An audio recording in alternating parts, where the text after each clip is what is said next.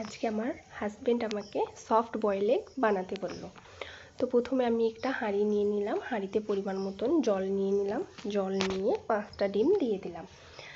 তারপর 5 মিনিট ফুটিয়ে ঠান্ডা জলে তুলে নিলাম। তুলে নেওয়ার পর একটার পর একটা খোসা ছাড়িয়ে নেব। আস্তে আস্তে ছাড়াবো, কারণ তাড়াহুড়ো করতে গেলে ফেটে যেতে পারে, সফট যেহেতু।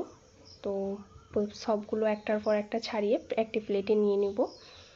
আস্তে আস্তে ছাড়িয়ে প্লেটে নিয়ে নেওয়ার পর অন্য একটি প্লেটে ছড়িয়ে নিয়ে মাঝে মাঝে কেটে দেখিয়ে দেবো কেমন হয়েছে। দেখো কত সুন্দর সফট হয়েছে।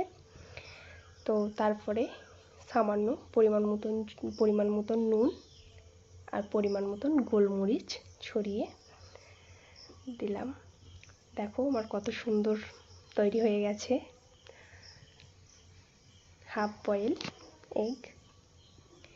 তো দেখো কত সুন্দর হয়েছে। সবগুলো করে নিলাম, সবগুলো কেটে প্লেটে সাজিয়ে আমার বরকে দিয়ে দিলাম।